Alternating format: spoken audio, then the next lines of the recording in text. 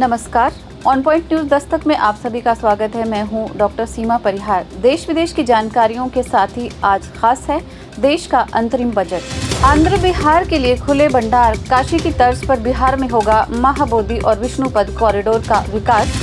Budget में किसानों को मिली बड़ी सौगात। 5 करोड़ आदिवासियों के लिए उन्नत ग्राम अभियान।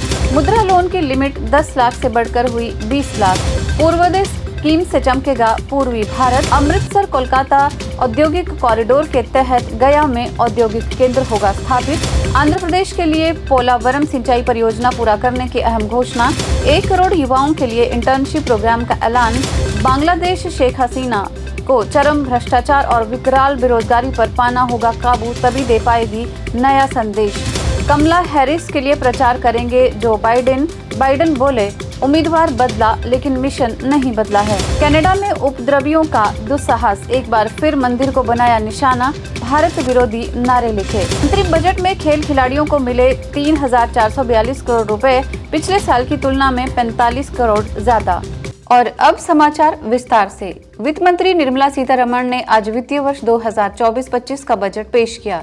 वित्त मंत्री ने संसद के निचले सदन में बजट भाषण पढ़ते हुए कहा कि भारत की आर्थिक वृद्धि अभी भी शानदार अपवाद बनी हुई है और आने वाले वर्षों में भी ऐसी ही रहेगी। भारत की मुद्रास्फीति कम और स्थिर बनी हुई है और 4% के लक्ष्य की ओर बढ़ रही है। वित्त मंत्री ने कहा कि गरीब, युवा, महिला, किसान जैसे प्रमुख वर्गों पर ध्यान देने की कोशिश है। रोजगार, कौशल, MSMI, मध्यम वर्ग पर निरंतर ध्यान दिया जा रहा है। भारत की जनता ने प्रधानमंत्री मोदी के नेतृत्व वाली सरकार में अपना विश्वास जताया है, उन्हें ऐतिहासिक तीसरे कार्यकाल के लिए दोबारा चुना है। आदिवासी समुदायों की सामाजिक आर्थिक स्थिति में सुधार के लिए प्रधानमंत्री जनजातीय उन्नत ग्राम अभियान शुरू किया जाएगा। ये योजना आदिवासी बहुल गांवों और आकांक्षी जिलों में आदिवासी परिवारों के लिए संतृप्ति कवरेज को अपनाएगी। इससे 63,000 गांवों को कवर किया जाएगा, जिससे 5 करोड़ आदिवासी लोगों को लाभ मिलेगा। आज अंतरिम बजट पेश करते हुए वित्त मंत्री ने कहा है कि गरीब, युवा, महिला, किसान जैसे प्रमुख वर्गों पर ध्यान देने की कोशिश है। रोजगार, कौशल, MSMI, मध्यम वर्ग पर निरंतर ध्यान दिया जा रहा है। भारत की जनता ने प्रधानमंत्री मोदी के नेतृत्व वाली सरकार में अपना विश्वास जताया है, उन्हें ऐतिहासिक तीसरे कार्यकाल के लिए दोबारा चुना है। आदिवासी समुदायों की सामाजिक आर्थिक स्थिति में सुधार के लिए प्रधानमंत्री जनजातीय उन्नत ग्राम अभियान शुरू किया जाएगा। ये योजना आदिवासी बहुल गांवों और आकांक्षी जिलों में आदिवासी परिवारों के लिए संतृप्ति कवरेज को अपनाएगी। इसे 63,000 गांवों को कवर किया जाएगा, जिससे 5 करोड़ आदिवासी लोगों को लाभ मिलेगा। वित्त मंत्री निर्मला सीतारमण ने कहा कि सरकार नेचुरल फार्मिंग को बढ़ावा देगी। देश भर में जो भी ग्राम पंचायत इस योजना को लागू करना चाहेंगे, उसे बढ़ावा दिया जाएगा। इसके अलावा दालों और तिलहन के लिए उत्पादन को बढ़ावा दिया जाएगा ताकि इस मामले में आत्मनिर्भरता बढ़े। इसके साथ ही सरकार डिजिटल इंफ्रास्ट्रक्चर बढ़ाने का काम करेगी। 400 जिलों को इसके दायरे में लाया जाएगा। किसानों की जमीन को फार्मर लैंड रजिस्ट्री के तहत लाया जाएगा। किसान क्रेडिट कार्ड 5 और नए राज्यों में लागू किए जाएंगे। बजट में MSME और विनिर्माण का विशेष रूप से ध्यान रखा गया है। बजट में MSME को उनके तनाव की अवधि के दौरान बैंक ऋण जारी रखने की सुविधा के लिए नई व्यवस्था का ऐलान किया गया है। साथ ही मुद्रा ऋण की सीमा 10 लाख रुपए से बढ़ाकर 20 लाख रुपए कर दी गई है। वित्त मंत्री ने देश के पूर्वी राज्यों के विकास के लिए पूर्वोदय स्कीम की भी घोषणा की है। केंद्र ने बिहार, झारखंड, पश्चिम बंगाल, ओडिशा और आंध्र प्रदेश के विकास के लिए पूर्वोदय स्कीम की घोषणा की है। इसके तहत मानव संसाधन विकास, बुनियादी विकास पर ध्यान दिया जाएगा। इस योजना में बिहार के लिए कई सौगातें हैं। अमृतसर कोलकाता औद्योगिक कॉरिडोर के तहत गया में औद्योगिक केंद्र बनाया जाएगा। सांस्कृतिक केंद्रों को आधुनिक आर्थिक केंद्र के रूप में विकसित किया जाएगा। इस मॉडल को विकास भी, विरासत भी का नाम दिया जाएगा। इसके अलावा रोड कनेक्टिविटी पर भी विशेष रूप से ध्यान दिया जा रहा है। इसके तहत Patna Purnia expressway, Buxar Bhagalpur expressway, Bodhgaya Rajgir Vaishali Darbhanga expressway का निर्माण किया जाएगा। इसके अलावा बक्सर में गंगा नदी पर 2 लेन का पुल भी बनाया जाएगा। इसके लिए 26,000 करोड़ रुपए खर्च किए जाएंगे।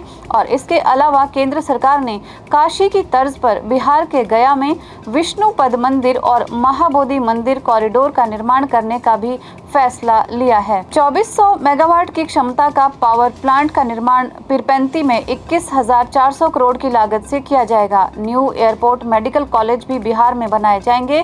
कैपिटल निवेश के लिए भी बिहार को मदद दिया जाएगा। आंध्र प्रदेश के लिए भी सरकार ने अहम घोषणाएं की है। राज्य में राजधानी की जरूरत को स्वीकार करते हुए केंद्र राज्य को अलग अलग एजेंसियों के माध्यम से सहयोग देगा। इस वित्त वर्ष में 15,000 करोड़ रुपए इसके लिए व्यवस्था की गई है। निर्मला सीतारमण ने कहा है कि पोलावरम सिंचाई परियोजना को भी सरकार पूरा करने जा रही है। आंध्र प्रदेश पुनर्गठन एक्ट के तहत विशाखापट्टनम, चेन्नई औद्योगिक गलियारे में कोपार्थी क्षेत्र और हैदराबाद, बेंगलुरु औद्योगिक गलियारे में ओरकावल क्षेत्र में विकास के लिए फंड दिया जाएगा।